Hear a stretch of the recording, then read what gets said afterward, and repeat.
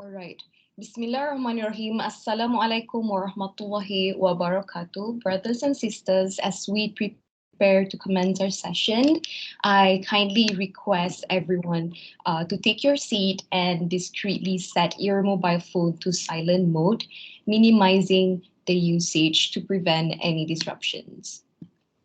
If possible, we respectfully invite you to activate your cameras that would contribute to the ambience of this workshop to behold your esteemed countenances. Your cooperation is greatly appreciated.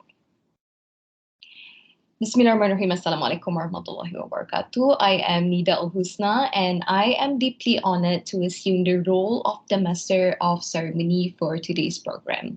On behalf of the organizing committee, I extend a warm and heartfelt welcome to all who are present here this morning. Your virtual presence is the utmost significance, and we aspire the knowledge and insights to be imparted by our distinguished panelists today will prove to be profound benefit to us all, inshallah. But before we begin, let us first recite Umul Kitab Al-Fatiha to seek Allah's blessing for this event. May the wisdom shared by our two panelists bring benefits to us all.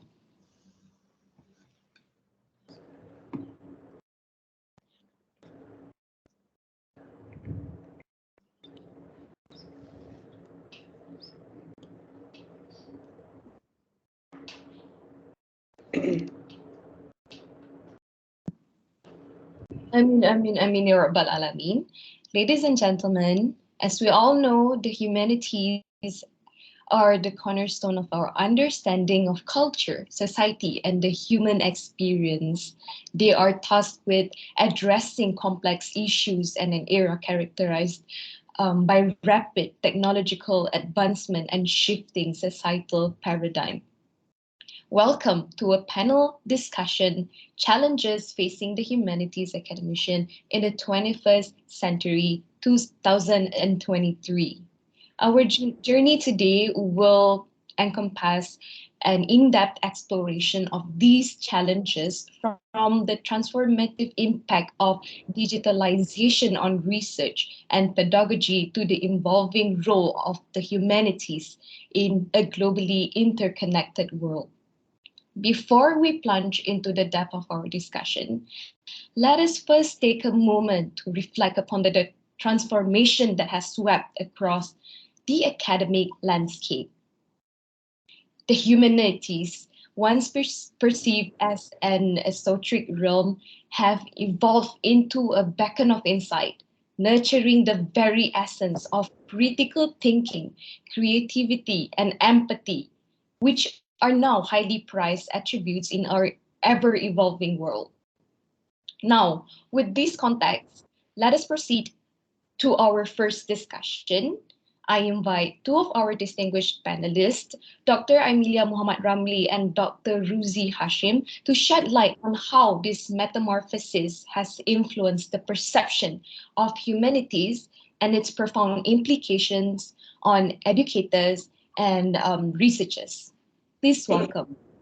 Okay, Assalamualaikum warahmatullahi wabarakatuh. I think I would prefer Prof. Ruzi to start first with the list of questions that you have given us before.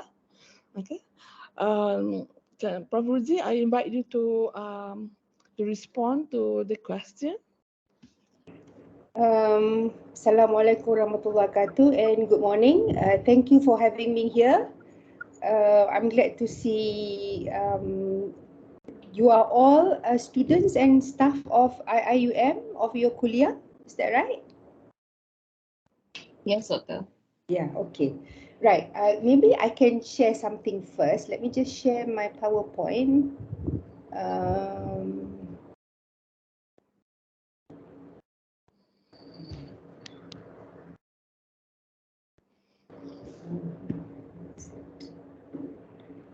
Can you see my slide? Yeah? Yes. Okay. Right. Before that, I just like to share with you, this is a talk I gave I usually give to a number of universities just before the beginning of the FRGS. And sometimes I give talks about where do we place ourselves, where do we place the humanities within the context of other disciplines.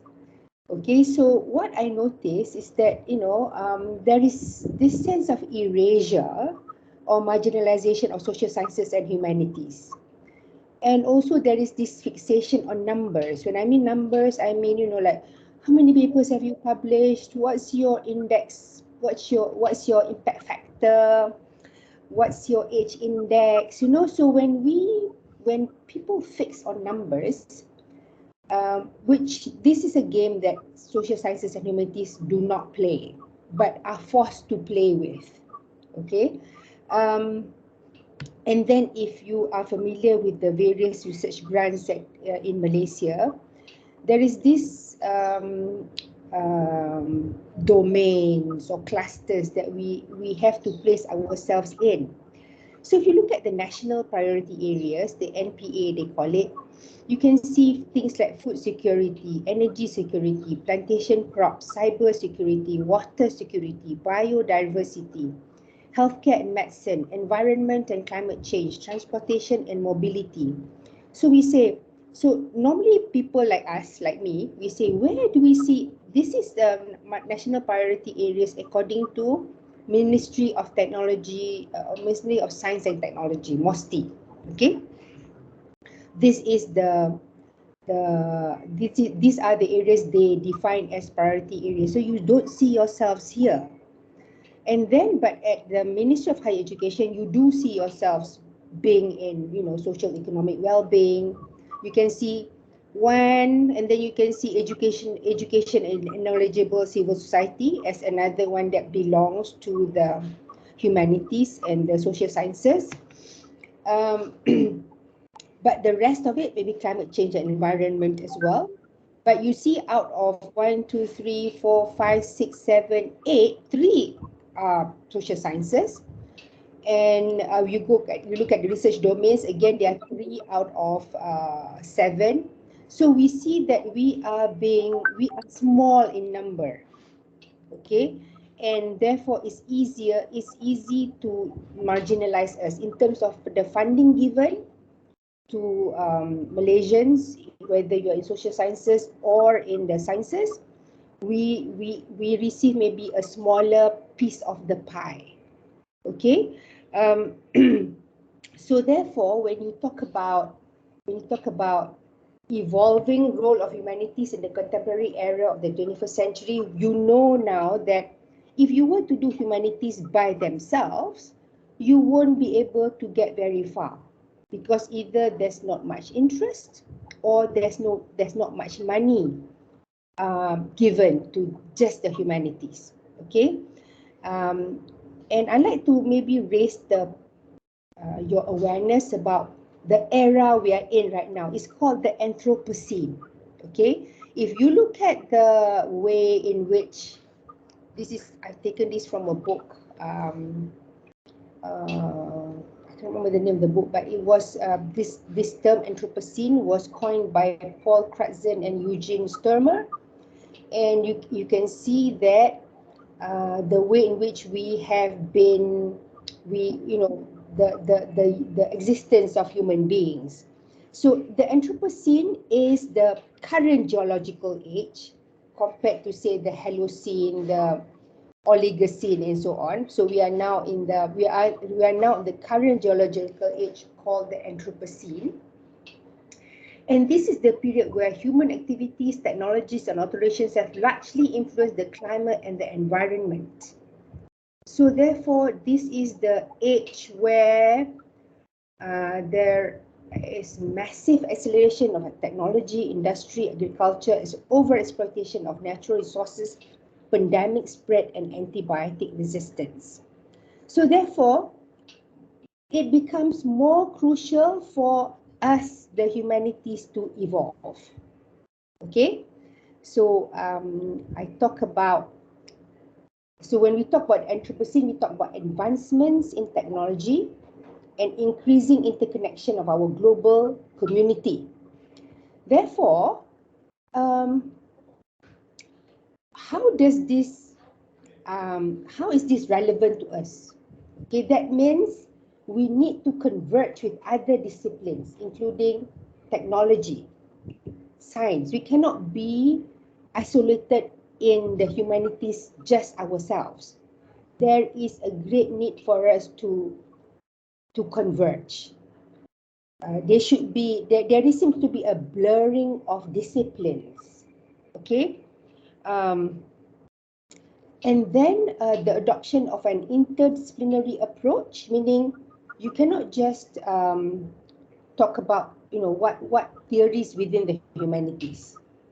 There must be this um, moving into, like say climate change cannot be resolved just by people in the sciences. Like they say, okay, we can measure the loss of rain, or the loss of, or the depletion of riverbanks. Okay, but just the science itself cannot solve the problem. So it's to do with human behavior, and that's where we come in. Okay, things like ethics in artificial intelligence, and socioeconomic justice. That's where that's our role as people in the humanities. Okay, and then hang on, let me just go here. So interconnectedness of nations and societies. You know that we are, like you are. I'm here in Bandar Baru Bangi. You are there in Gombak, or maybe you are somewhere at home in Kedah or in Machang, or wherever you may be. But we are all connected. It's so easy to be connected these days. So how does this connectivity? It should make us understanding other people much easier, like effective cross-cultural communication. But do you see, as we are becoming more connected, we are also becoming more disconnected? So when I look at what's happening in Malaysia, for example, so much backbiting. We are so connected in terms of our aspirations for the country, but we seem to be disconnected as well. So and then maybe I should stop now and let Dr. Amy continue. Amy, you have got other things to say. I've got things on my slides, but maybe you can jump in and say something. Well, I think that when you say, the humanities assume a crucial role in facilitating the development of cultural understanding and empathy. That is our, what do you call that? Our main goals, to have some kind of cultural understanding. When we study English literature, for example, we understand the English people, and this was actually the main objective of teaching English literature, which started around 18th century, and began in a place in Scotland, I think near Glasgow or Edinburgh, where English literature was first taught to the Scottish people, not to the English people. So the Scottish people were the first to study English literature because they wanted to know about the English people. So literature is about that, about cultivating understanding about other people, and also letting other people understand us. Okay, so it is something that is cross-cultural in that sense, because we learn about other people's culture and other people learn about our culture. And we, more than that, we develop empathy also. We try to look at things from other people's side.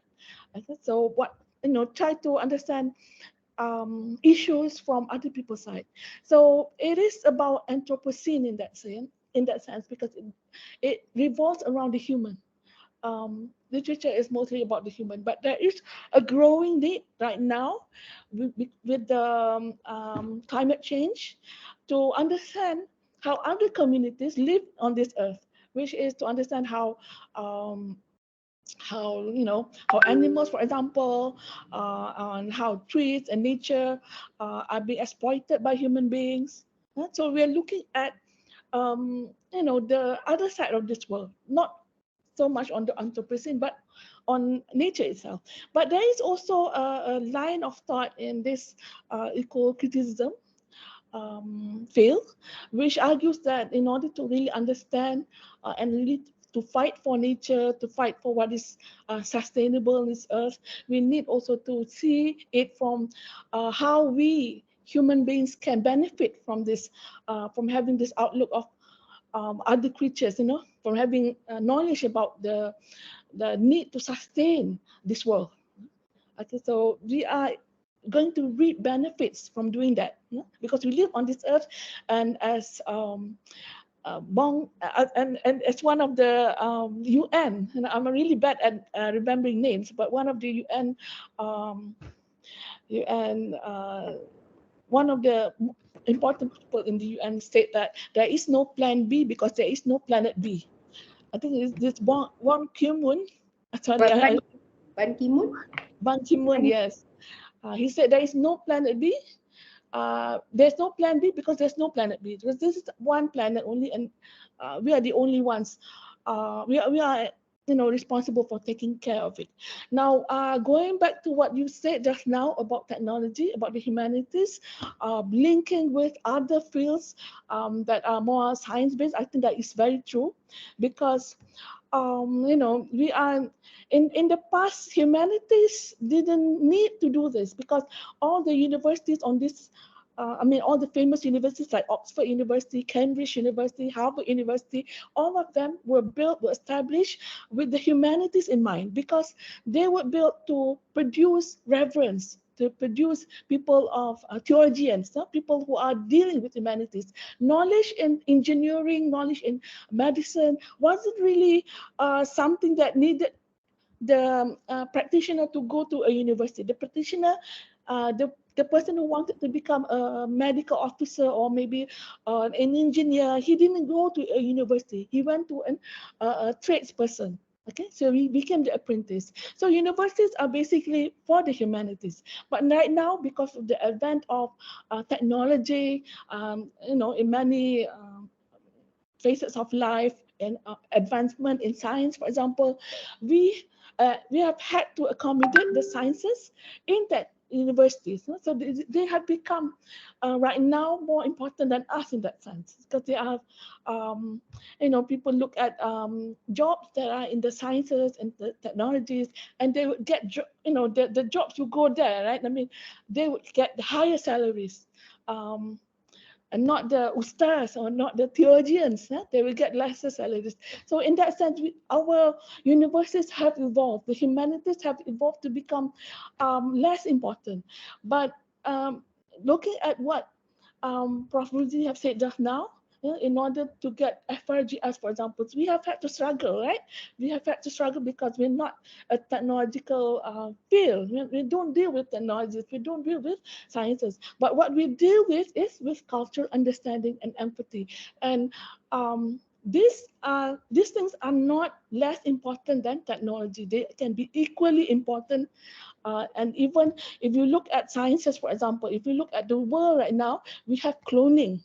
We have people who are cloning animals, right? And they are on the verge of cloning human beings. So, is this, you might be thinking in your mind, what's going on in the head of the people? They feel any ethics? Huh? Do they not know that what they are doing is not ethical? So they can clone, but should they clone? That is the question.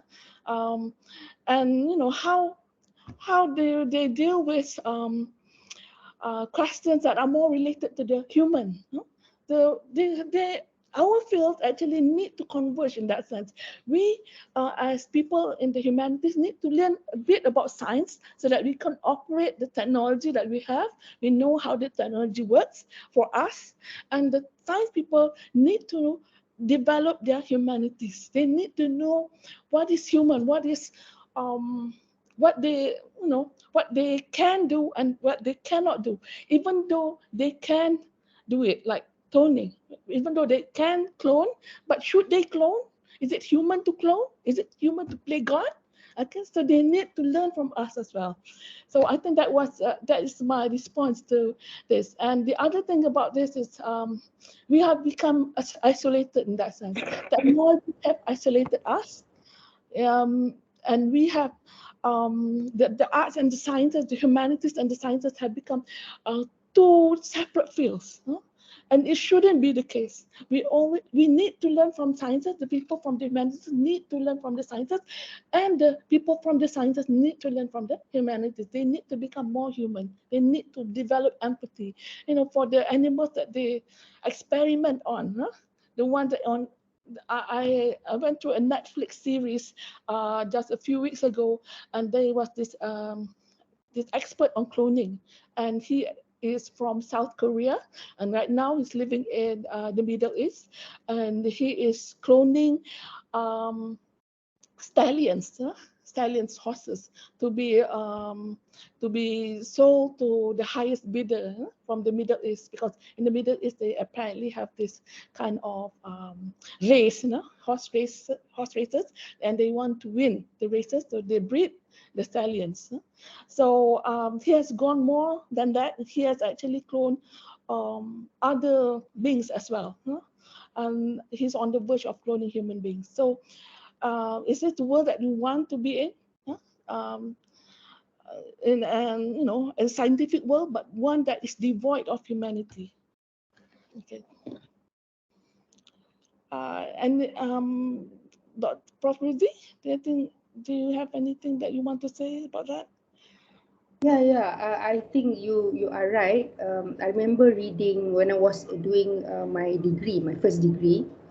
I was doing really canonical works of English, and we did what was the novel by Shelley, um, the you see the about the monster. What is it now? Frankenstein. Frankenstein. Ah, Frankenstein, yes. So, but this was in 1982 when I was doing this novel, long time ago. I'm a dinosaur, okay, in terms of comparing my age to your ages. Um, so, but then, so that was in 82, we were still, like cloning was not something that was talked about. But even then, you were thinking about, this doctor trying to put different body parts together so that he could create another being. But the result he got was that this creation was not in the was not beautiful at all. It was monstrous. So therefore, this idea of ethics, idea of ethics, which is really important now, because there are lots of experiments being done. Like Dr. Amy saying, cloning, what extent can you clone? Like this, people talk about designer babies, like you want your baby to be the perfect baby. So you only take the DNA that can ensure this perfection. I will remove this is this DNA, okay? Because so they are now designing the perfect baby. Or before this DNA of perfection has been carried out, there was people, if uh, some parts in China and India, if let's say at 16 weeks you can determine the gender of your baby, and if they want a baby boy, they will just terminate that pregnancy to ensure that you get the gender that you want. So this involves questions of ethics. And I think the question of ethics has become more important now. And this is where the humanities come in, because if you study literary texts, the questions of ethics has always been there. It's really important in the future to question ethics. Is it ethical to do this? Is it ethical to do that? So that's why we must maintain in our field. Don't say that we are irrelevant. I think now with I do talk about ethics somewhere here. I can't remember where it is, but anyway, Yeah, so for things like these ethical considerations, things because of technology, biomedicine, things like you can, if you read a lot of science fiction, like you want the perfect body. You are like, I'm 60 years old, and some of my body parts are dying or close to dying, and therefore, you read some science fiction, you can export your perfect body to another space, right? And leave your other body, your withered body on Earth. But what happens when, like Dorian Gray, who could live for years and years, but all his friends have died. So I may live to 200 years, but my children may have died. My friends are all dead, most likely. So, so there's this sense of loneliness that you don't anticipate, or other issues. So things like ethical considerations, I think that's us in the humanities. We're very ethical people. Yeah, I have actually seen on Netflix. I view Netflix quite a lot now rather than television, because I find that some of their series are very interesting, and they are based on real life. They have documentaries there in Netflix. But there was this one fictional story about all that can go wrong with technology. That when you have technology to do remember everything. In one series, there was this one technology. This is a series in Netflix, and every one of the series in the whole thing actually can teach you some lessons about how technology can go wrong. And in this one series, the iris of the person can actually record whatever that person is saying. And in that series, um, something went wrong with, you know, two characters, they cannot lie to each other because they have to show each other what is going on in their iris, what their iris have recorded. And in that series, they showed how they were being adulterous, you know, to each other, and their marriage ended in that sense because of technology.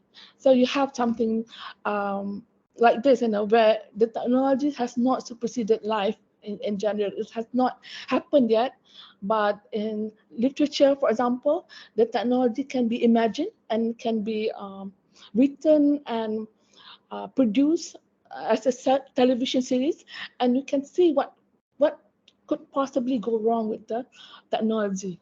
So the scientists can learn from this, what they should not do or should do, and things like that. They can learn about possibilities, possible scenarios. For example, they can see that if they go ahead with a certain project, this is what is going to happen. So humanities is interesting in that sense because it can predict the future and has done that, right?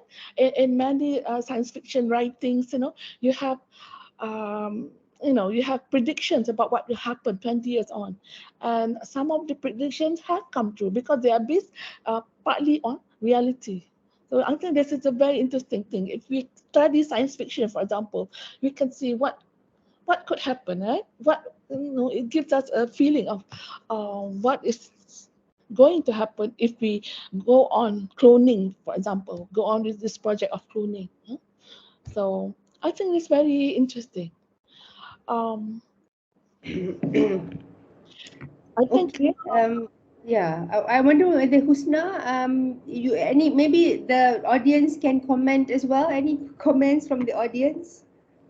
Yes, I completely agree with your insights, Doctor. So, as we transition to digital age, as you said, doctors, we encounter a sea of technological advancements, and of course, it will reshape the academic landscape, right? So, could you delve into, as you mentioned earlier, the ethical considerations humanities academician must bear in mind when we deal with, for example, digital data in our study or research?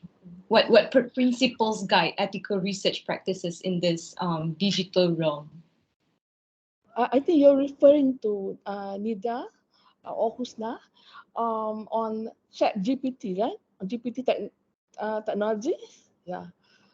Do you want to say anything about that, Prof. Uzi, on ChatGPT, or could I? Okay, yeah, that's one. I mean, there are so many AI tools available now, which makes, the tools make life easier for us researchers.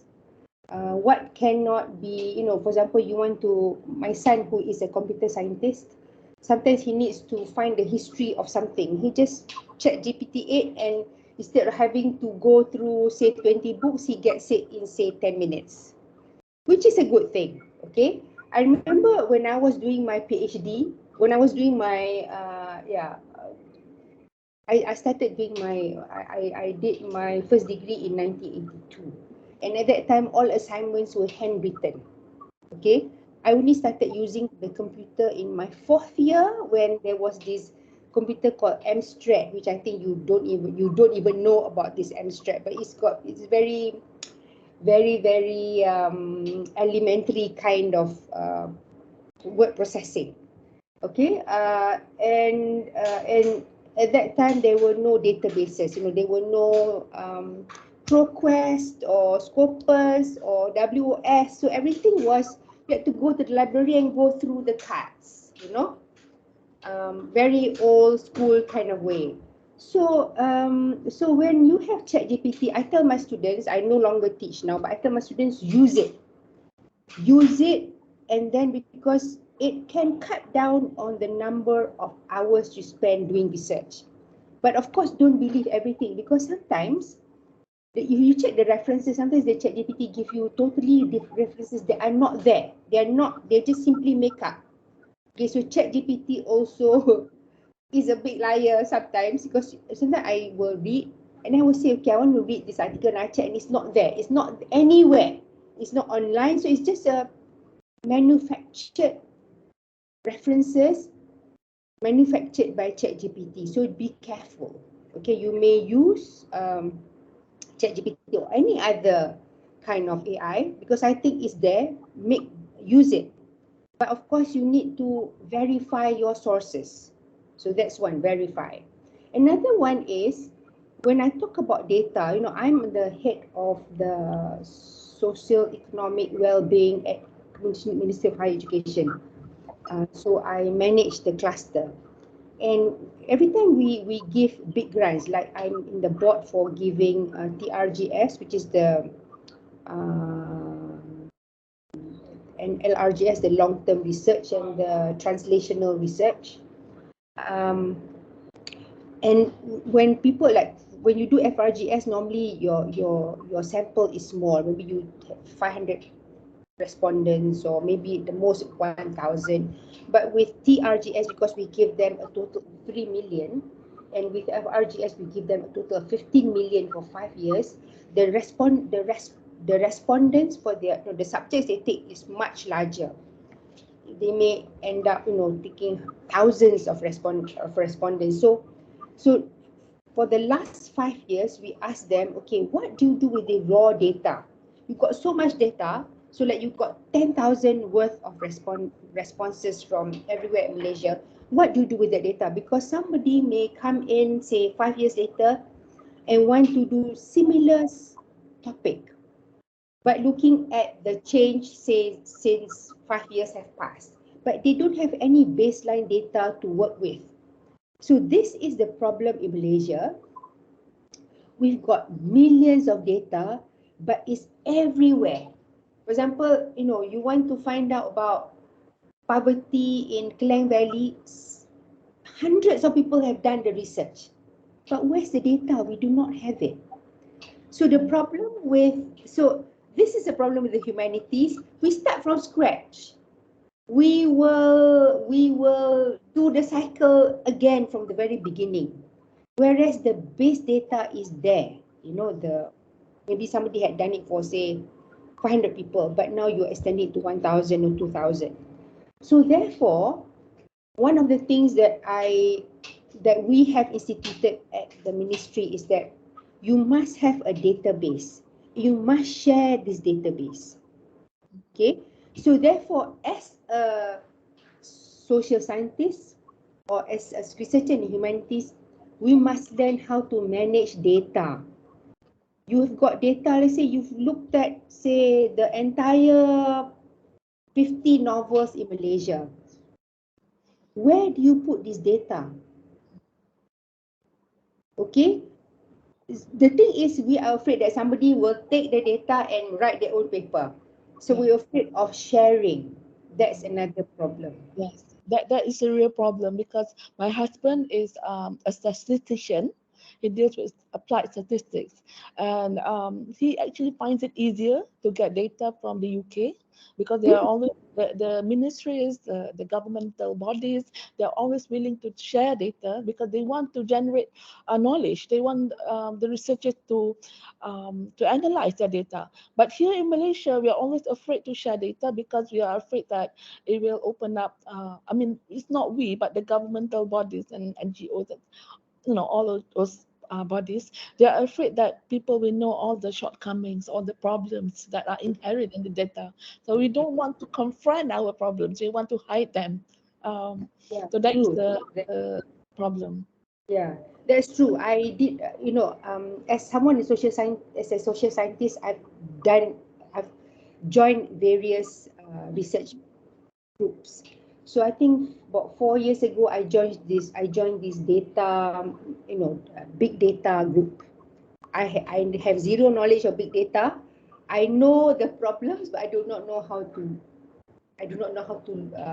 interpret the data. So, so so I found out that the Department of the Statistics would give maybe 5% of data to universities. Like UKM will get this 5%, and the university will get this 5%. So you never get the entire picture. You don't get 100%, and you only get clean data. You don't get raw data. For example, we say, okay, you give us this data, but can I see your questions? Can I see the data? Can I see the raw data that people, like 30,000 people answered this? Can we have the raw data? No, you're not allowed raw data. So do you see the problem in Malaysia is that you don't have access to many things. So therefore, one of the things that the humanities can do is learn how to interpret data, but also learn how to, like have a repository. Like, I don't know, maybe UIA, IIUM, you can have a repository for humanities. When I joined the big data group at UKM, I joined this thing on US database called Kaggle. Kaggle has got data of the world. For example, you want to find poverty in America, the data is there. But you want to find poverty in Malaysia, data is not there. Even Indonesia is sharing their data, but Malaysia is not. So, I mean, these are things that we can do. These are the changes we need to make as people in the humanities. Yes, I think that maybe at this point, maybe some people are wondering what kind of data can a literature person collect, for example. So I think maybe Dr. Madi, if she is here, maybe she can explain about how it can be used, how the data can be used in the study of folklores. Dr. Madi, can you respond? Sorry, but what was it? I was doing something else just now. Can you repeat the question? We were talking about how data can be managed, how a humanities person, a person studying literature or teaching literature, researching on literature, can use data collection, can build up a data set, can collect data set. How can it be, in what context can that be done? And Okay, I was talking about yours. okay, data from in terms of digital methods in the in literary studies. Right now, we have a lot of ways to actually look at text. Right, so usually traditionally literature, we look at close reading. We'll look at probably like 5 novels to see trends in those 5 novels. But with the digital humanities, we can actually text mine, and therefore when we do that, we can actually look at trends in about 1,000 novels instead of just 5. So in that sense, you can look at the trends from a larger perspective than just looking at 5 novels. So for example, you're looking at novels that, for example, if you're going to look at novels that look at how Kuala Lumpur is represented, right? So if you look at only 5 novels, you're not going to get a lot. But if you look at, let's say, 500 novels that talk about Kuala Lumpur, then you can get a bigger perspective on how the city is being represented in text in Malaysian writing. So that's one of the ways that you can actually use digital methods, big data sets, to actually mine for information in the literary studies. Yeah. And also there is a study of motifs, for example, that appear in Asian folklores, right? And there are people who have built what do you call that, a database on the study of motifs, motifs that continue to appear in many folklores. And this is something that is lacking in the study of Malay folklores, because we don't have a database on that. Yeah, because one of my students is actually looking at well, she's looking at marriage from a larger perspective in Malay folktales. But the issue was that we're going to look at motif indexes. But the motif indexes are all published. They're not really translated into any digital system. So we don't have that, and that's a gap that we need to actually fulfill so that future researchers can actually tap into it and do research in a more effective way. So it's not, so, when you talk about AI, when you talk about GPT, it's not always about getting answers. We also have to put in the answers in the computer, right? Yeah. Yeah, because I think, sorry to interrupt, but ChatGPT is only as good as how you use it. I think technology is always going to be there. So the ethical implications of technology is always going to come up from time to time. It's just that, just like any other tool, we need to actually teach our students and also teach ourselves how to use ChatGPT in a more effective way to help us with our research, what prompts to use, how not to use ChatGPT. But it's going to take some time because the capacity building in terms of the humanities in Malaysia is quite poor. We don't have the resources and so forth. So that's something we need to actually consider. Yeah, it's not as, when it first surfaced, ChatGPT, there was this fear that the students will get answers from the ChatGPT, right, and very quickly, and they can just regurgitate, everything that they have read onto the answer papers. And right now, when I tried the ChatGPT a few weeks ago, I asked about something that is relevant to us, about the writing of Usman Awang, Uda and Dara. And what it came up with is that Uda represents tradition and Dara represents modernity. And I had a good laugh when I read this, because Dara did not represent modernity at all. So this is one example of how ChatGPT can actually lie in that sense, or rather it is making up things, making up answers that are not true, then that are incorrect, 100% incorrect. So this is how the student should know, how the student should be informed that ChatGPT has its limitations. It cannot answer all your questions correctly. It can only regurgitate everything that the creator has put inside the ChatGPT. And in most cases, when it cannot come up with an answer for your question, it will make up an answer that is based on logic, and that it's based on how many times a word, for example, appears in whatever data set that has been put inside the ChatGPT. So it is not something that can replace learning, studying a text. And it's not the same as studying a text. The knowledge that you can get from ChatGPT is not the same as looking at references on the topic, and even looking at the primary references, the play itself, Uda and Dara, because ChatGPT won't give you all the correct answers. It just helps you guide. It guides you to some sort of knowledge about the topic, but not every knowledge that it gives you is actually, reliable. So they need to be aware of that. So it doesn't really pose a threat to us, in the sense that we, as academicians, need to be aware of the limitations of ChatGPT and how we shouldn't really give in the context of coming up with questions for our students. We shouldn't really give a question that can be easily answered. We should be more creative in our question making, and we should really make our students think about the answers. No? Not and the students shouldn't also give answers that are very direct. No? That seem to show that they are intelligent, but really says nothing at all. Yeah. So that is. Right. Doctor, speaking of reliability, with the growing availability of digital archives and online resources like ChatGPT, I have a question. How can humanities scholars ensure the credibility and authenticity of these sources that we can rely on? Again, can I hear the question again?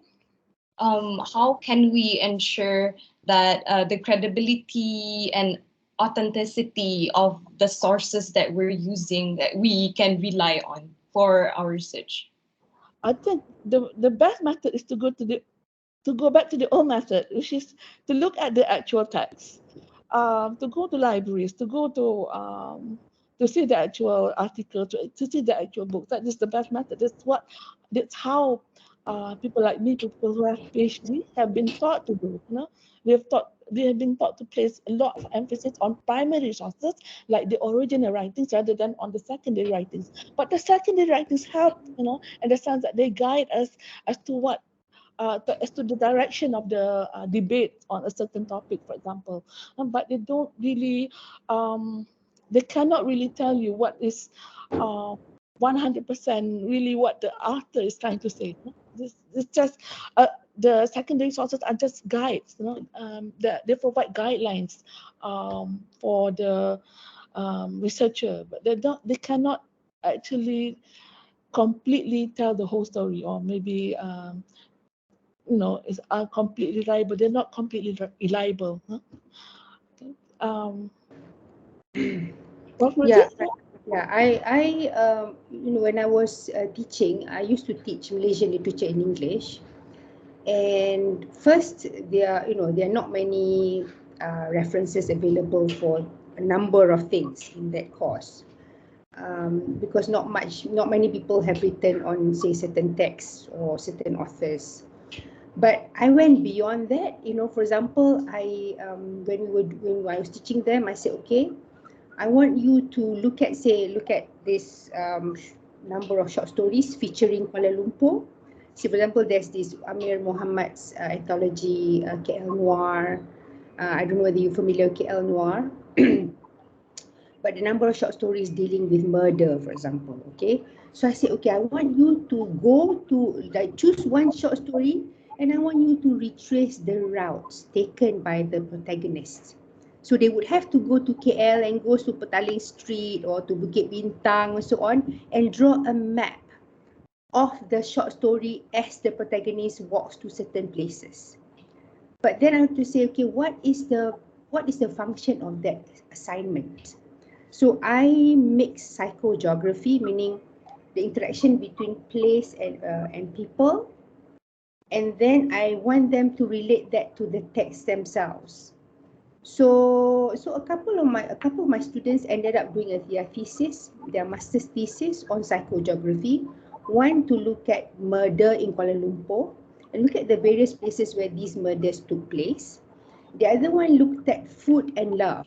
So, for example, like Hungry in Ipoh, or that kind of collection of short stories, to show how food and love are depicted in Malaysia, but to not only do that, but to retrace. For example,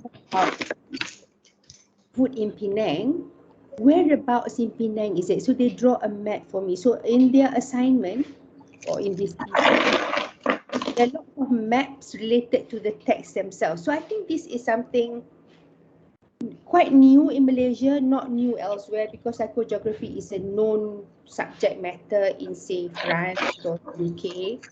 I don't know if you're familiar with Will Self, but he's a writer who uses a lot of psychogeography in his novels. So I took that idea, but applied it to Malaysian context. So as as academicians, sometimes we need to maybe test the resilience of students, or test their ability to be more critical by making something, something you cannot find in any, you cannot find, now I suppose you can. There are now 3 or 4 papers of psychogeography in Malaysian literature, but previously there was none. Okay, no one was doing this. So maybe what you could do as people teaching literature is to take a known subject matter, but to make it more interesting by making them do the walk, or or maybe another assignment that I did was I wanted students to find out how certain places got their names. So we did Terengganu. So in Terengganu there are so many different there are a lot of funny names, funny, strange, or peculiar, like Kampung Imam Lapar. There's this Kampung Imam Lapar, and there are a few stories how the name got its place. The place got its name. So then I said, okay, go to wherever places you want to go, but find the story related behind the name. You may ask your grandmother, you may ask your mother, you may ask a friend, any old person, So this is something we can do as well, right? Like have a national, I don't know, a national website where people can write stories, So you can collect, okay, maybe there are 10 stories about this certain place. Last time there's this place, I mean, the place is still here. It's still, in Perak, there's called a place called Batang Berjuntai. But because of its connotation, it's been called Bestari. I think Bandar Bestari, something like that. But, so Batang Berjuntai, why is it called Batang Berjuntai? Why is it so offensive to be called Batang Berjuntai? So things like this, maybe you can compare to certain places in English novels and look at how these names have arrived or been derived, and then do a similar thing for the Malaysian novels or Malaysian stories. So I think these are activities I like to do with my students. I find them more interesting, and there's less likelihood that they will borrow something from the internet, that is something that is original, and it requires a lot of creativity to do all that. Yes. So this is kind of like an example of how you can learn how to do something rather than just learning what something is, but you learn how is it done. So fulfills one of the UN SDGs, or Sustainable Development Goals, which is to teach students about how to do something rather than learning what is something that learning about something that's already been there. Yeah. True. For example, I had one student who did a PhD with me. Who used to say, okay, how has nationhood been portrayed in Malaysian literature in English? I said, look at the development of domestic violence. How was it first? Who first wrote about it, or how was it depicted? And look at it, how it's being depicted now. So instead of doing a history of nationhood, she looked at the history of domestic violence in Malaysia through Malaysian texts. So and then relate that with the act of domestic violence available in Malaysian laws, to see as the law becomes more visible, but so has domestic violence been. So the visibility of the law correlates with visibility of portrayal of domestic violence in Malaysia, but the closures that the protagonists get from this revelation about domestic violence still the same. They are still being victimized, oppressed. So something to do. Then I said there's something to do with the mindset of Malaysians, or maybe Malays. maybe this pasrah, like I just, it's my fate. I just accept it, So maybe so what can we do to change? Like, of course we know is some things, a lot of things are, most things are, or everything is predetermined, but you are able to change certain things if you take action. So this change of mindset, where can it happen? Like I used to have, every year I used to have annual activity where I bring somebody from women's organization, and we have we have poster where we say no to domestic violence. So until now, I've got students who will email me to say, oh, they heard about this domestic violence and they are not aware of it, aware of what they should do. I tell all my female students, do never, never, ever give up your job. Women, just like Virginia Woolf say, women must have a room of their own. Women must always have money of their own. Right. Now, Okay. Doctor, when talking about domestic violence, I have a question. How can we strike a balance between academic freedom and responsible when, especially talking about sensitive materials like personal narratives, or let's say historical traumas, or culturally sensitive content? I don't know. You can we allow it? I don't know about you. Because I used to have an assignment where they would take a text and translate it into a poster, but they must find something they must find an issue. For example, issue about women trafficking. So they find maybe a play or a short story about trafficking of children or trafficking of women. They would do a poster. They say, okay, I want you to look at what's the acts available for this kind of crime in Malaysia. So it's not just saying that it happens, but there is a law to to help women overcome this. So they could go. There's a safe house you could go to if you are being abused by your partner or your parents, whatever. So I think it's good thing. So literature, unlike say you teaching mechanics or you teaching, there is no room for that. But for literature, there's always room. I always try to say, okay, I want you to relate this text to a current issue. So they will talk about incest, they will talk about trafficking women, they will talk about rape, and we would have a poster where we would, it would be done at our department. So far, I've never gotten into trouble. I never got into trouble for doing this. I think it's a good thing. We teach our students to be more aware of societal problems. Yes. I think that is one of the major issues with the humanities, because everything that, our field seems to be very related to how we analyze writings, and we respond by doing the same thing by writing. So it doesn't translate into um, active community engagement. So this is what we need actually to do as academicians, to come up with assessments that are related to community engagement, how we can get our students to understand the problems that are surrounding our community, and how we can provide solutions to these problems. But I think that requires more than writing. We need to actually, as Prof. Ruzi have said, actually to produce like posters or even talks on the issue at hand. But we can relate these talks to what we have read, right? To our novels. We can invite novelists to talk about social issues. I think they have a lot of ideas about social issues because they're writing about them in even though they're writing about fiction, they are producing fiction, but not everything is fictional. It's based also on reality. Yeah. So that is what we can do. We can talk about reality. Yeah. I wrote a paper called Fiction Out of Fact. Maybe you look it up.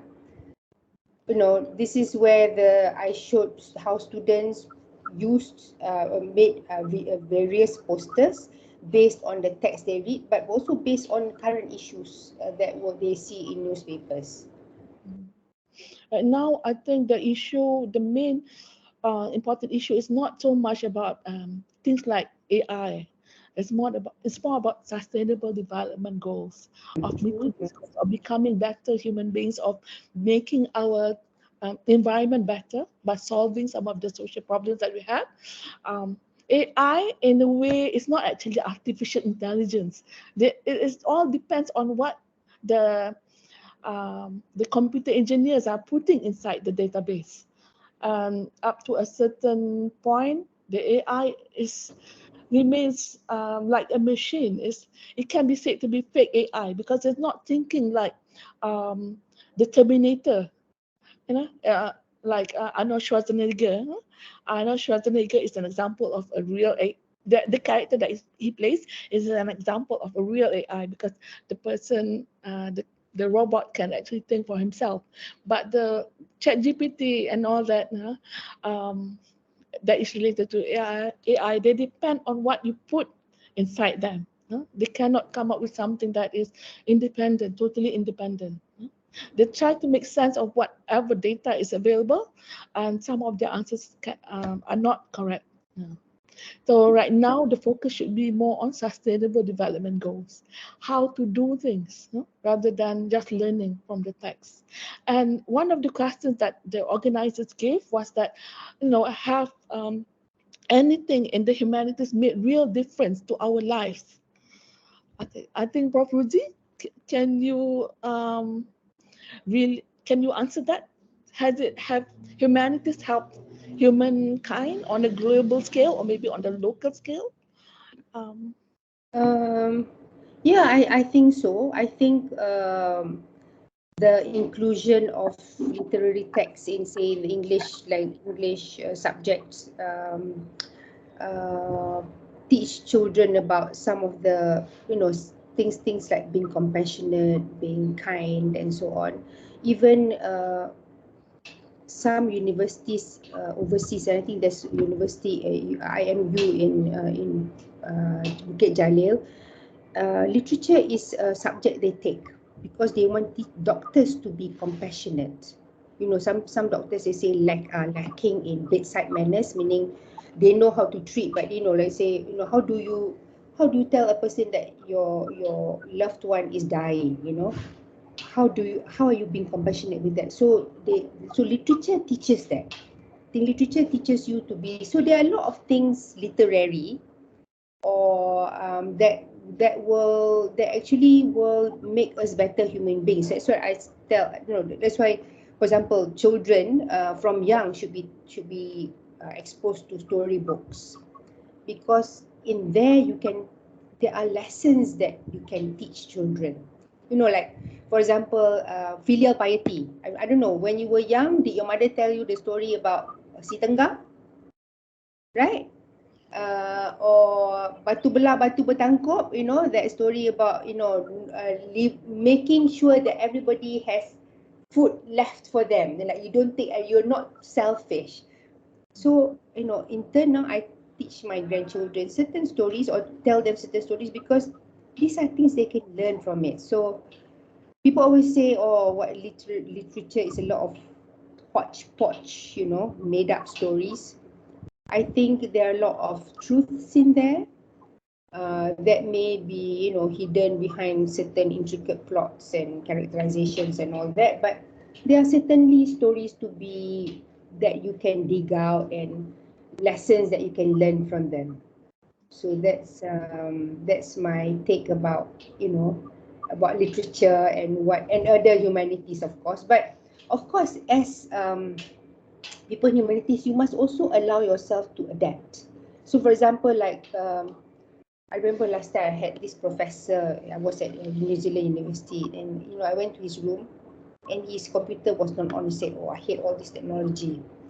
So he remained in a world where pen and paper were best. So, but I think you cannot be like that. You have to be aware. It's a lifelong learning thing. So, for example, when I was doing my PhD, I did on women in all Malay classical texts. My texts were kat Sejarah Melayu, Tufat Al-Nafis, and People say, why are you doing all that? They're irrelevant. So I said, okay, I want to show how women were always central players in Malay history, but they were muted. But then when I came back, I cannot be stuck in that 18th century, 15th century, Melaka when it was at the Melaka when it was taken over by Portuguese. I had to evolve as well. So as researchers, we must evolve.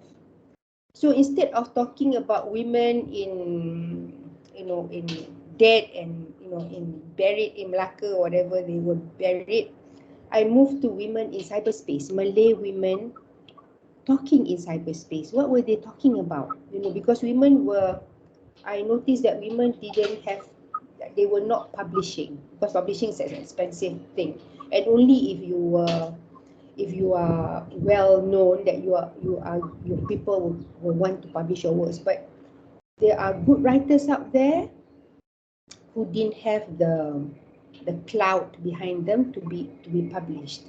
So they were writing in cyberspace. So 80% of women, I think, then were writing cyberspace. This was in the 90s. So I studied women in cyberspace, what blogs they were doing and so on.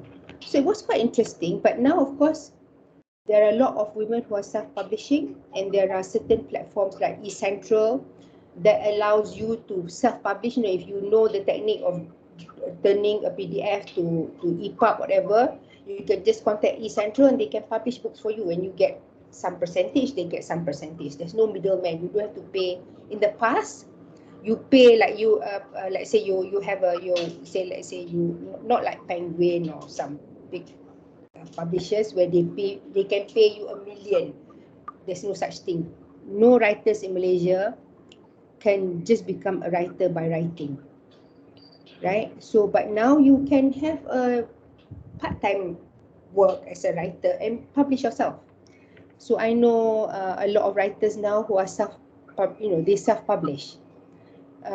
Maybe they don't have the popularity of more famous writers like say Shirley Lim, whatever, but still they are out there and making some living based on what they publish. So these are the things that are available to you. So if you learn, like for example, when I was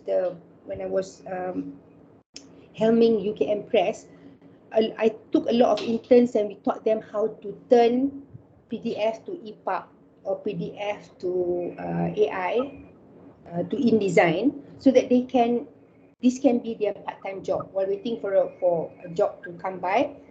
We pay them say 1,008 to do a few books. So these are skills. So if you are, I think I got into that mindset because I said you need to evolve.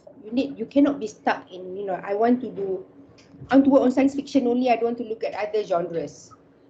But maybe your expertise is also needed elsewhere. So I believe in evolving as an academician. So if you look at my papers, I've written on gender because that's my area, but I have always used different genres to do that, or work with different people to publish papers. So that's one way of staying, being counted, and not die not fade in the sunset. I think that's very an interesting suggestion by Prof. Ruzi. One job that a literary grad, for example, can do when they graduate, or maybe before they graduate, they can start writing on the internet. They don't have to they don't have to pay to be published and all that. They can start writing at this point. And even as you say just now, as I have mentioned just now, there are people in DELL in our banner program who are actually writers and have already published novels before they enter the program. So this is very good indeed, because there is a need for writers, fictional writers in our society, and you can see that some of the works that they have produced have been transformed, have been adapted into television series. and Oh, movies. Yeah, so we've had that kind of writers as our students, and but what is the point of learning literature if you're already a writer, right? I mean, that would be the question. However, I think there is a lot of benefit that you can derive from being a literary student. You can become, if you are a novelist, you can become a better novelist, for example. You learn to differentiate between what is a bad novel that has been, because everyone actually can write a novel, right? Is, is it true? Isn't it true that everyone can write a novel, can write a short story, but who can write a better short story, or who can write a better novel, I'm sorry. So that depends on how much you know about novels, right? How far you have read, how much you have read, and so on. So I think it can benefit a student of literature to learn about literature and to become a writer in that sense, not just to learn about writing, but to actually write. And going back to the fact that literature should not be an isolated field of study. It can also be merged with other forms of study. For example, right now I've read from a book, okay, and I've seen this type of topic recurring in many other books. It's written. The book that I've read is written by a businessman who tells other businessmen how to sell their business. Um, by using literature, by using something called storynomics, by using archetypes. Archetypes in literature studies, we have something called mythology and the study of archetypes in literary criticism. And through this archetypes, the person selling the business to somebody else, or maybe selling certain things to somebody else, can learn about the different types of consumers that are in the market, and they can tailor their products to meet the needs of the consumers. Okay, so I haven't really gone through in depth with this kind of styling, okay, or maybe business way. But I think that is one interesting way of merging two fields together, literature and business studies. So it is something that can be, literature is not something that is that appears only on paper. It can actually be used in many fields of many work, many types of work. Um, and the other thing about literature is maybe, some people will feel that it is not going to make an impact. A literary work cannot make an impact on society. It's just a novel, right? Or maybe it's just a poem. Yeah? But this is not true, because in the 19th century, for example, when Elizabeth Gaskell wrote Mary Barton, it was the first time that the upper classes and the middle classes in 19th century England, it was the first time for them to actually get an understanding of what kind of sufferings that the working classes were subjected to, by the factory owners. So literature opens up mind in that sense, because it tells you about other people's situation, other people's problems, and so on. So it has done, I mean, the novel itself, Mary Barton, led to some legislations being, what do you call that, being passed on in Parliament. So a novel could do that. It can improve the lives of other people. And in Malaysia, we have, at the advent of the decolonization period, we had novels like Hikayat Farida Hanum. And this is one of the first works that was clearly anti-colonial. And it is a work that had an impact on society, because when people read the novel, they started to form anti-colonial movements. Okay, and it's all based on a novel, Hikayat Farida Hanum.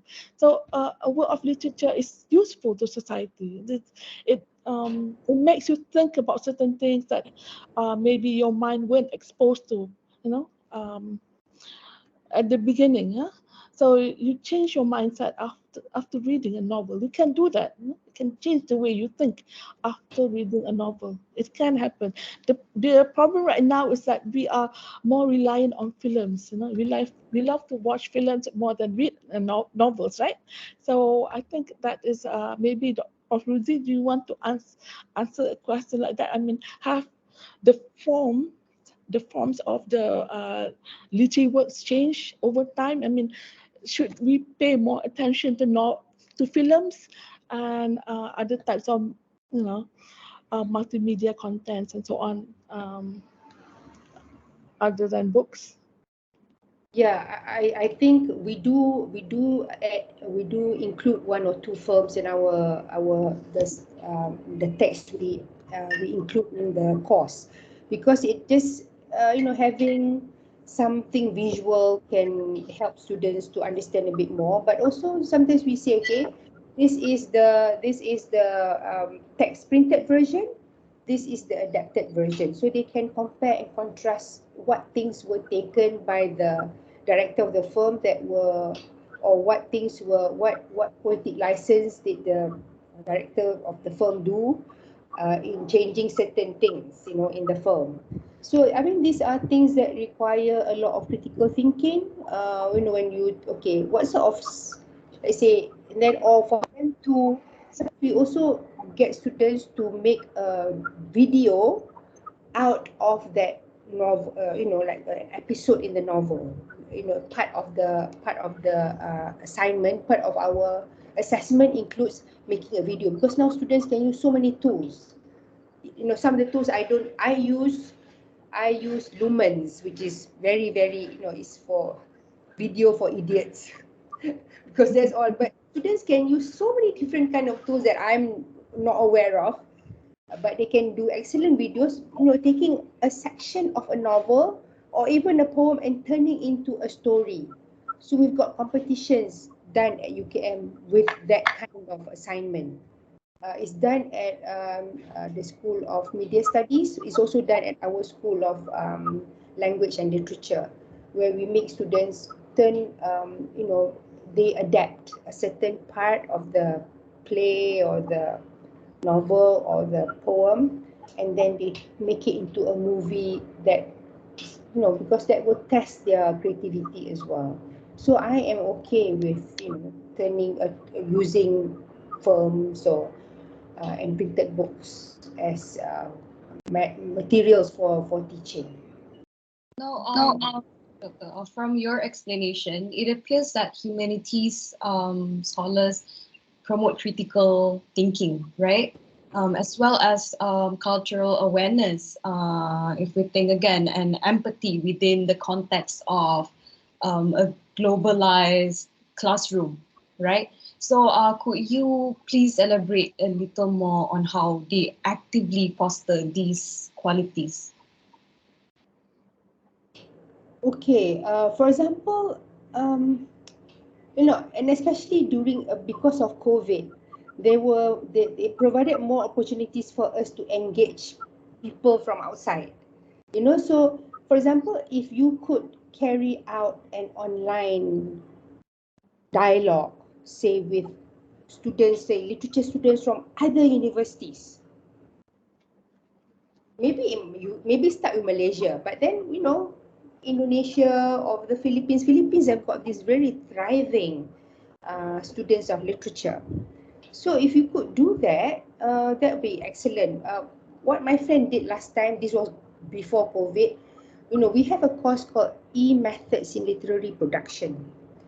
So, but we didn't have a platform where you could put your poems on it. So she contacted somebody who had this platform in the US. So we borrowed his platform for our students to post their works there.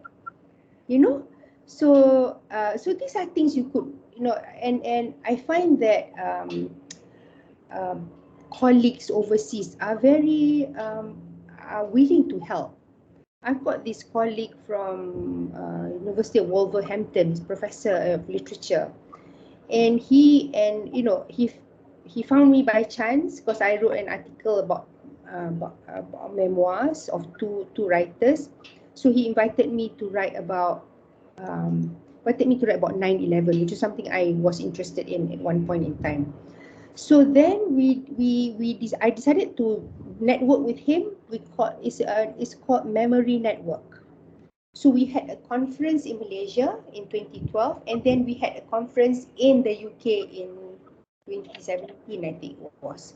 So so there are people out there and people you meet by chance, because I didn't know Sebastian at all.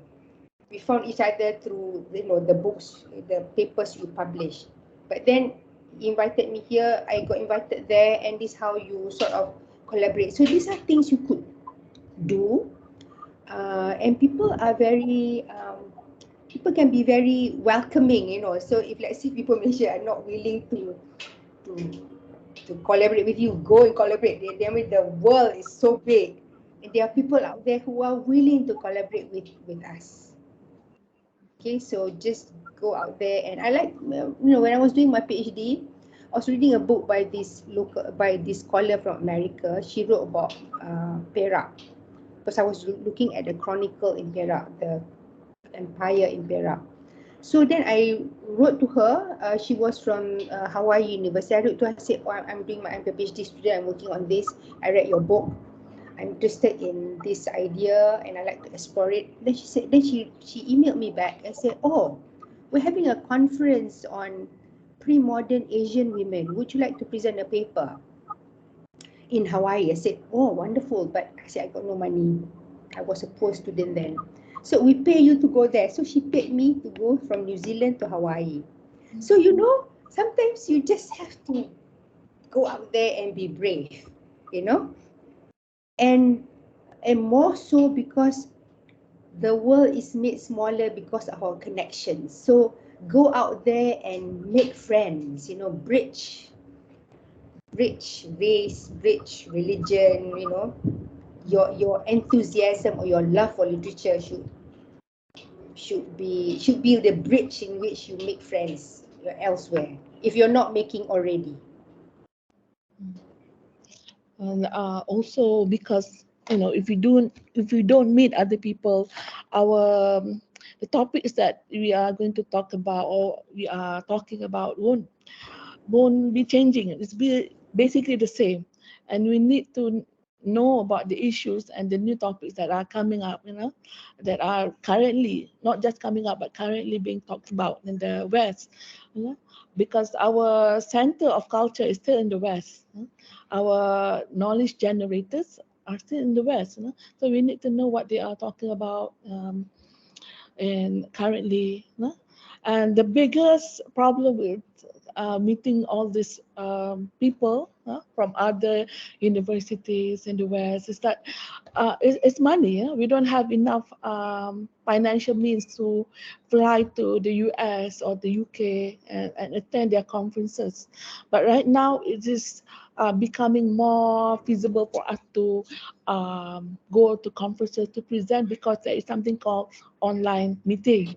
So we can have our meetings online, but still, because we are returning back to the face-to-face mode, it is so it makes it a bit difficult for us to attend conferences because we don't have enough money, to go to the US and UK. Right now, even people, there is a directive that says that from the government that says that we can only take 2 trips to overseas, to go to other countries. So it does present a problem up to a certain extent. The only way that we can overcome that problem is by inviting them to give us talks, and doing it online. So you don't have to pay them to come to our country, just pay them honorarium, for example. Yeah. So that, I think, is the only solution to this problem currently. I have a question on by collaborating and addressing global challenges. How can humanities scholars, programs, how can we still respect local contexts and cultural nuances? How can we bridge the global and local Right? dimension effectively? you mean that you're asking about how we can introduce our culture to the global platform of global stage to other people so that they know what Malay literature is or Malay English literature in Malaysia is, right? Is Yeah, that what I I was think? expecting around that, yeah. Okay.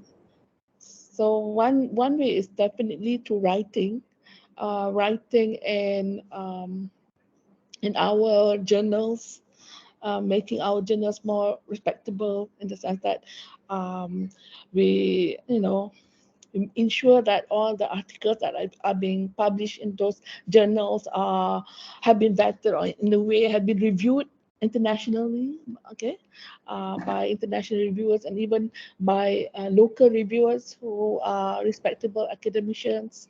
Okay, so that is one way to introduce our culture to other people, and another way is to publish in overseas journals. That's one. That's another way. Um, yeah. So I think that we can do that. I had an idea just now, but it went through. It went. I mean, I have forgotten about it. I mean, I cannot recall it. So, Prof. Ruzi, do you want to say something? Yeah, we could, because like for example, like this webinar, I was thinking if I were to go drive to Gombak, it'll take me maybe a couple of hours. I would just start from 7 o'clock, maybe get there by 10, and then another 1 hour to come back here, which is a long way to drive. But with webinar, so you can invite anybody actually, so if maybe like for example, I know of friends overseas, you can contact me and say, do you know anybody who can speak on this? And I'm sure they are more than delighted to, so maybe you have a topic like say, I don't know, maybe something like uh, um, Asian mothers in literary text or something like that, so choose a topic that you think can, that can be viral, people like viral stuff, right? So but make it open. So but it needs a lot of preparation though. Maybe you need, I don't know, maybe 4 or 5 months preparation, so you can get as many people as possible to be on board. But this is something you can easily do. You can say you are a non-profit organization where you cannot pay honorarium, you cannot pay anything, but you hope that maybe this can be turned into a collection which your university can publish. you know Sometimes people like us, all we need is publication. you know so, and if let's say they do not know Malaysia, this is an opportunity for them to be known in this side of the world. So I have this, I told you about Sebastian, but in 2012 I brought over, like using my funding and his funding, he was able to bring some people over. So he brought a filmmaker over. So it took him long, very long, but finally he did a movie, and he put there, thank you to me, to Ruzi Suliza Hashim, because it was set in Malaysia. you know so things can take a turn. But I thought, oh, that's nice uh, to be recognized because of my role in him doing a film. Although it took him many years, some work take people lots and lots of years, but these are things you can do. I mean, last time you had to bring people over, but now it's virtual meeting. So have a virtual meeting. I don't know whether you've done any on your side. I know on my side, Dr. Anita, she's done quite a lot of webinars, and she's got writers writing about the indigenous people. So if she were to collect their papers, it's quite a lot, quite a rich, I think, collection of people talking about indigenous literature. So you choose a forte, you choose a topic that no one else is doing it in Malaysia. You know, um, then you can be known for that subject. Like you take ownership of it. So I'm suggesting you a lot of young people there, very got lots of energy. Just go out there, be brave, go where people fear to tread. Yeah. And unfortunately, I think most young people are thinking about jobs, the jobs that they can do after they graduate.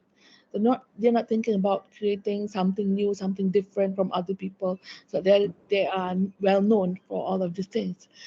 So that is the I think that is the biggest obstacle um, against creating something new. But creating something new is something that can really make you famous, right? That you can to reach something that you can make your name. And Yeah, yeah. now, as I grow older, I'm thinking about newer things. I'm thinking that I do have to create something that is different from other people. When I was younger, all I thought was getting a good job. And I graduate, I have to have a job, and I have to bring in money. To help my family and so on. I never thought of creating something new, being different, being specializing in something that other people do not specialize in. But as I grow older, I think that is what I should have done when I was younger. Yeah. Yeah, yeah. I think especially you are in a job like I taught for 35 years. And it's hard. I know it's hard to maintain a certain kind of optimism for so long.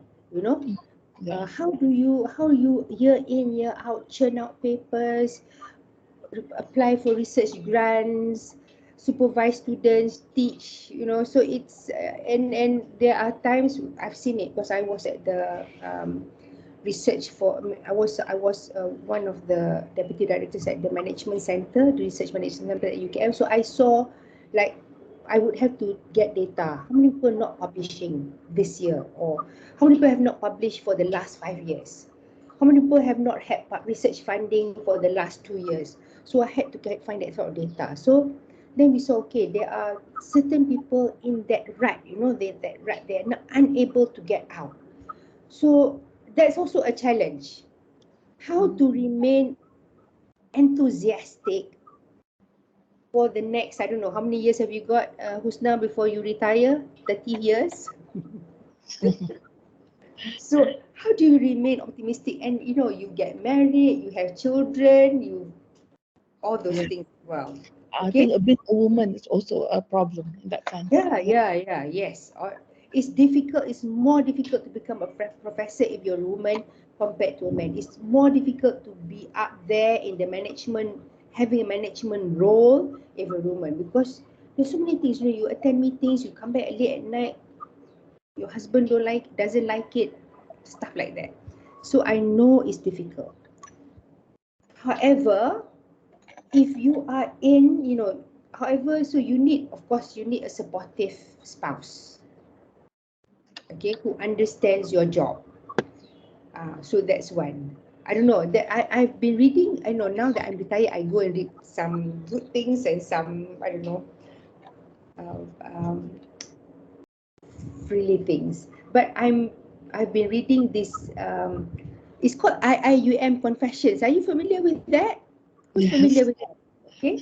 So, so over several months, I've been, because I'm actually now writing a paper about, the paper is called I'm Blessed Be Thy Milk. In Malay drama, always, Ibu haramkan susu ibu. If you read, you've been watching Malay drama, always the mother said, if the son or the daughter does not do whatever she wants to do, she will say, I haramkan, whatever milk I've given you, I make it, I make it, I'm bless it for you. So my paper is titled, I'm Blessed Be Thy Milk. Filial piety and repentance in Malay drama. So I'm in the middle of writing it now. But to accompany me as I journey into this world, the Malay world, about why do mothers unbless their milk? Why do they say, I haramkan this my milk? How is repentance viewed in Malay drama? because at the end of it, no matter how bad you are, if you repent, you are okay. Okay. Therefore, what I find is that in this IIUM confessions, so many women, whether they're professional women or they're housewives, they are often oppressed and victimized. And this is 21st century, people are using ChatGPT and people are still in this condition, not able to get out of it. You know, so I think just last week I read about this medical doctor, a Malay medical doctor, whose husband abuses her like crazy. Like even she's pregnant, he throws her about, you know, he hits her and all that, and she's still saying, I love him too much. I cannot get out of this marriage. You know? So I don't know. Is it pasrah again, you know, in the Malay world, or what is it? So then I started looking at some Malay text. I said, is this Malay writers who always show women being victimized and oppressed by these terrible men, but at the end of it, the men would repent. So I'm sorry, I would not do it again. And everything is okay. So this Cinderella syndrome, you suffer in silence, at the end you're rewarded. And you see this in Malay drama happening all the time. Every Malay drama you watch, the pattern is there. So come on, Malay writers, change the way it's being written. Rewrite the story of women, you know, show them having agency, able to, if the man beats them, beat them back. This is what I always tell my students. Anyway, so it's to do with the Malay mindset. I think I'm interested in the Malay mindset because for, I don't know, over decades, the same patterns exist and people are not changing. And these are dramas that win awards, you know? So if you put these heroes and heroines on the pedestal saying, oh, Zuarifin, you know, handsome, very bad beginning, bad boy, but becomes this good guy at the end. And he gets the best actor award, you know? To me, what's this? So all you writers out there who, I think it's quite easy to write Malay novel. But make it twist at the end, the closure. Show women having the upper hand. Then maybe we can change the mindset. You know, like things like this, I think ought to be taught even in primary schools, like show stories where women, you know, if you look at primary textbooks, the English books, women teachers, nurses, you don't see women being engineers, being astronauts. So all these stereotypes still happening in our books now in the 21st century. It's sad, but you know, things need to change. Yes. I think this is a very important issue, yeah, because the way we present ourselves, we tend to hold on to stereotypes, archetypes, and so on, and we don't try to write novels that are relevant for the century that we are living in. For example, in the West, they have come up with solar punk novels that try to imagine a world that is already sustainable. So right now we know that we have problems with sustainability, with climate change and all that. So the novels that can be classified as solar punk novels, they try to imagine that society has already become sustainable. That we have produced enough food, for example, for everyone, and we are no longer using fossil fuels for our cars and all that. So that is one type of novel that can be written about, one type of story, narrative that can be even made into films. We can imagine how Malaysia is, you know, if we rely on sustainable energy. We no longer use fossil fuel cars. We have husbands who are understanding towards their wives, and we don't really rely on we don't really consume too many things, that we can grow things rather than just buy them, for example, vegetables and so on. So that is one type of novels that we can create for our society. And it can provide some kind of guidance for policymakers right now, as they are wondering how to improve our lives, our planet, how to lower the carbon that comes out from fossil fuels, cars. So it is that is one way literature can improve society, can change the world outside. And of course, it has to be local first before it becomes global, right? We have to have success stories, for example, in our society before we can say, this is the culture that we are proud of, because it has worked, it has produced success. Well, thank you very much, doctors.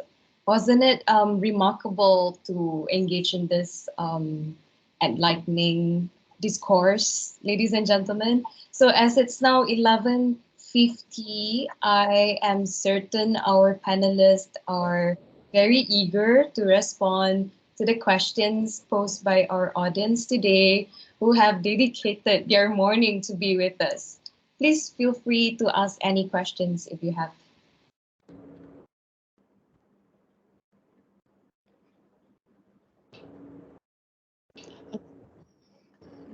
Yes, Majida? Right.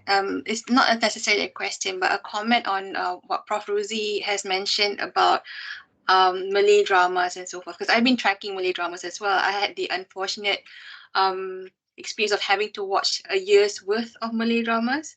So so there's a lot of things that we can learn and we can actually critique on, because in terms of social justice and so forth. You mentioned about women staying with abusive men, and I've seen that as well. But there's also a lot of demonization of working women and so forth, marital rape. Those things are explored in Malay dramas. It's just that the response or how they address these issues are quite unfortunate sometimes. So that's why I think it's very important, even though people may think, oh, pop culture is just, there's no value in pop culture. There's a lot of things we can actually talk about when it comes to pop culture. All right, thank you. Yeah, true, yes. Actually, I mean, Prof. Ruzi, I actually have a lot of questions on FRGS, because okay. it is what you have said just now. It's partially it's all about analyzing data sets, so that maybe perhaps you can come up with some kind of framework to improve the situation or something like that. But what other problems will you encounter when you want to when you want to get an Alpha FGS grant for a work that is maybe partially covering humanities area? What kind of problems will you encounter? Okay, okay. Maybe if you are all lecturers, you should get ready, because the next round will come up in December. The next round of FRGS. So now sometimes they open middle of December and then they will close by middle of March. But between middle of December to March, there's not much time, because your university got to review and so on. So start preparing now. But you have to bear in mind certain parameters that they want you to work within. Okay, if I can share, luckily I've got my slides here.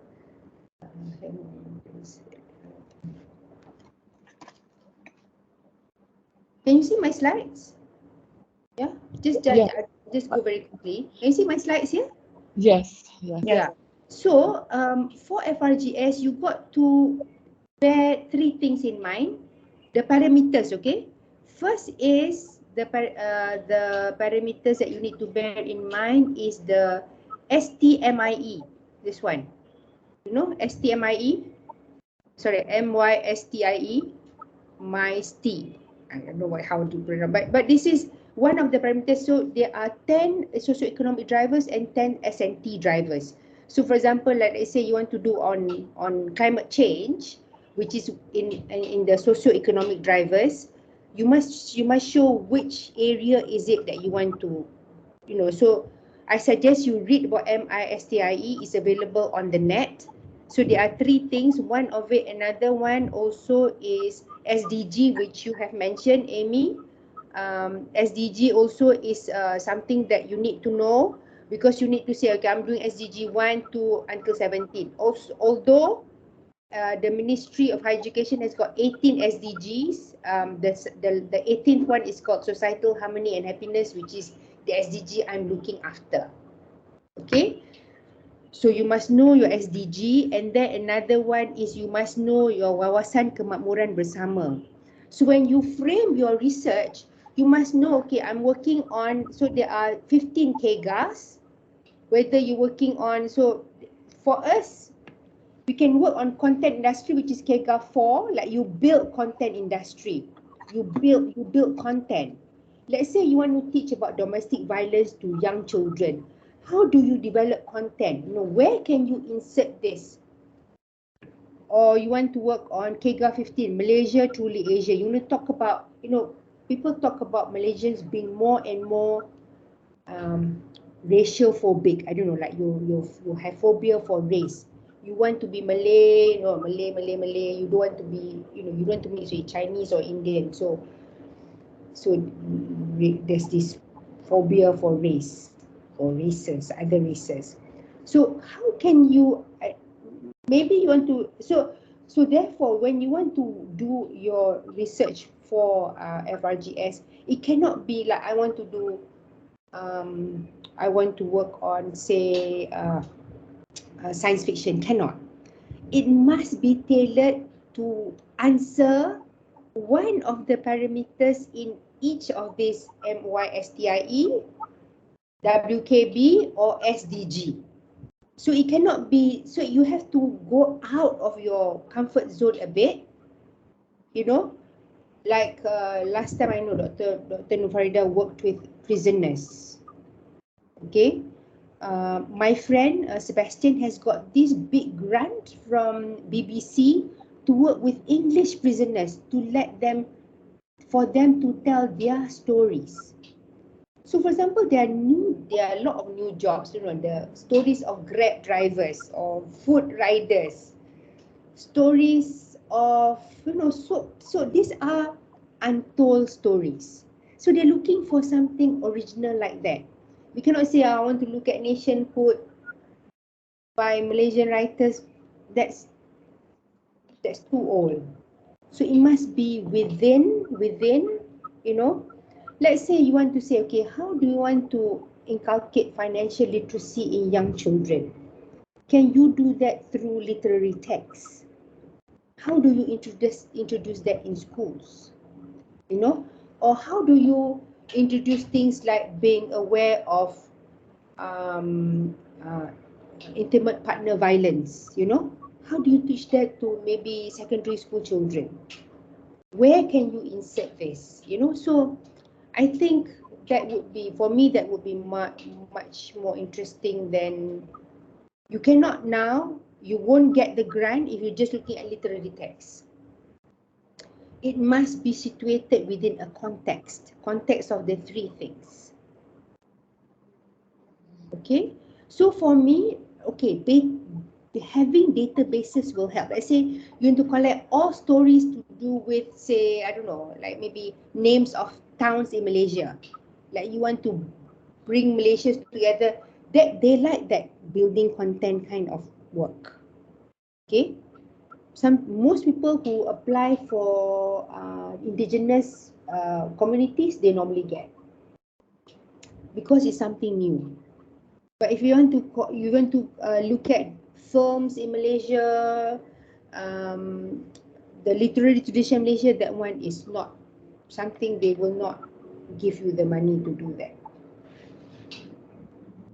Okay, so this is, and of course, as I said earlier, like you have to combine, say, whether it's to do with climate change or to do with demographics, to do with urbanization. Now the poverty, like Economy Madani is an important trajectory in the next FRGS. Okay, how you do that, I don't know. Okay, so economic power shift, enabling technology, interconnected economy, public debt, like teaching young people how not to get into debt, but through literary works. That might be interesting. That might be worth giving you the money to do that. So you prepare the prototype of teaching this course that will help young people to understand not to get into debt, because a lot of people bankrupt now are people in age between 25 to 40. But maybe because they were not taught earlier when they were teenagers how to save money, how not to spend beyond what they get, and stuff like that. Okay. Issues like aging population by 2030, 15% of people will be in the above 60 category, people like me, you know. So do we have the facilities? So like you audit the facilities we have for old people. For example, like the, let's say, Museum Negara, do you have facilities to aid people on wheelchairs, you know, famous places like that, you know? So some of these things, so these are things I would, you know, consider. But we just had a meeting 3 weeks ago to say about things, what are things are important. So you must read the Malaysia Madani, because that will be one of the parameters you must know before you can apply for FRGS. Okay. Thank you very much. Thank you very much. Giving Very you insider information. Before we wrap up, are there any questions from the audience? All right, Dr. Aiman Zafran, please welcome.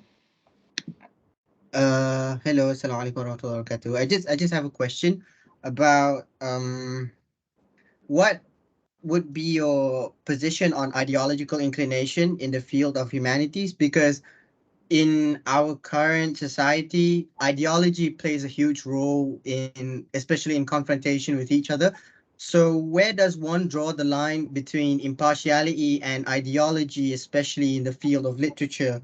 Because in literature, ideology is everywhere. So how do we balance that out?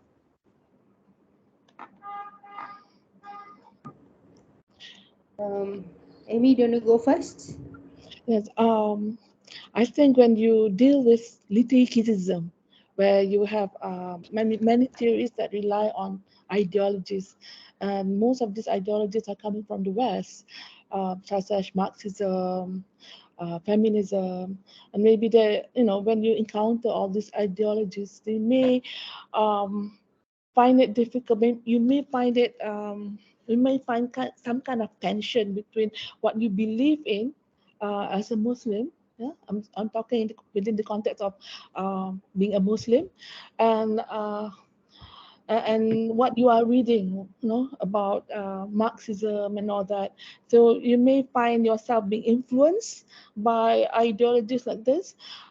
However, whenever I feel that I'm being slightly influenced by these ideologies, I try to find answers for the problem, because ideologies come up or originate. They originate from problems that people have, and when I look at the problems themselves, I try to find the Islamic solution to all these problems. So I teach my students ideologies. I teach them about feminism and all that, but I do not expect them to be feminists, because all of these ideologies have limitations. They all have limitations. They all have counter arguments. There'll be people who can come up with the theories and all that.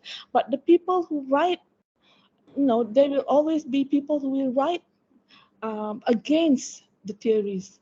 And they will come up with counter arguments. So when you read about ideologies, you expect this. You expect to read about the counter arguments as well. So it cannot be the case that you will be influenced by the ideologies simply by reading about them, simply by thinking that, okay, my life what the person is saying is true. Because there will always be counter arguments. The ideologies are created by human beings, and therefore they have limitations. But when you look at Islam itself, it, it, it came from God, it originated from God, from Allah subhanahu wa ta'ala, and it is complete. It's already complete. So Islam has all the answers to counter all these ideologies. But what I find interesting about the recent developments in literary criticism and literary theories is that they are more focused on certain people, for example, disabled people, and the ideology that, or rather the theory that addresses that is critical disability theory. Okay, so the what do you call that, the beliefs that this critical disability theory try to promote is more in line with the problems that they face and how to overcome the problems, and it has nothing to do with beliefs, that are general, that can be expected. That can be that you can expect everyone to believe in. They're more like, the newer theories are more like theories that help people overcome certain problems. And I also read about SDG and all that, and it's about listing all types of problems that people face every day. And if we, if we as Muslims want to be responsible Muslims, then I think the problems can be solved by us. We can look at the problems that are listed on SDG, for example, and we can find answers for these problems from our religion. So in that sense, we try to understand what problems they face in the West, and the ideologies, the answers that they have come up with, to solve these problems. And we as Muslims can also come up with solutions to this problem, because we are facing them. The problem listed on SDG is the same as what we are facing. Okay, so how does Islam solve problems about disability or disabled people, or about people who are mentally mentally or have mental health issues and all that? I think Islam has the answers to all of this. Okay, and I think what how to approach the ideologies in the West is by looking at the problems that have brought up all these ideologies in the first place, and coming up with the answers to all these problems first, before we accept everything that the West teaches us to accept, in order to solve these problems. Prof. Ruzi, do you have anything to add? Yeah, I think you have your own moral compass. You know where you stand, and if you are open enough, of course, every person, no matter, some people stand so rigid that they cannot be changed at all. But as academicians, I think you have to remain open to to various things. Some things are black and white. For example, like social justice. Things like things like things that things are right or wrong. Taking other people's things without permission is wrong, right? But some things are grey. So I believe you have your own ideology, and you must learn you must learn to go read against the grain. Don't be easily tempted by, that sounds like a good, So as a literary student, I've always been taught to read against the grain, meaning resist the position that the author has positioned for you. Learn to resist, learn to deconstruct all the time. When you learn to deconstruct, then there are some things that are, that I don't quite agree with this. So don't be a gullible reader. Believe everything you say. Okay, learn to read against the grain, learn to be a resisting reader. Then in that way, you're always you're always questioning. You're not reading blindly, but you're always critiquing what you read. Okay, that's my advice. Thank you very much, Doctors, for your insights. Now I think I can wrap up the panel discussion. So before we conclude, I'd like to invite all participants to turn on your cameras and join us for a photography session.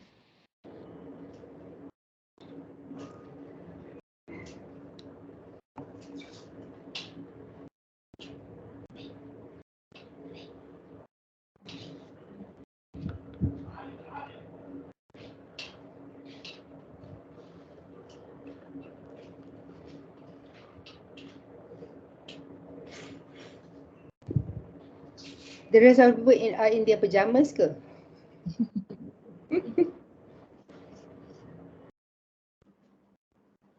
All right. I'm gonna take pictures. Okay. I welcome everyone to open your camera and join us.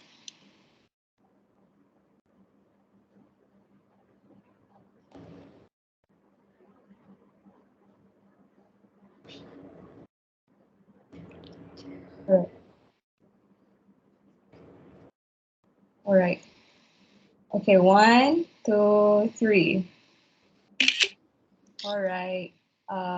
Freestyle. 1, 2, 3. All right. So I would like to express my gratitude to everyone who joined us this morning, making this event a success. Without all of you and your participation, it wouldn't have been possible. So with that, I conclude this event with wabillahi taufiq wal hidayah. Wassalamualaikum warahmatullahi wabarakatuh. Thank you. Bye bye. Assalamualaikum. Doctors. Thank you, everyone. Assalamualaikum.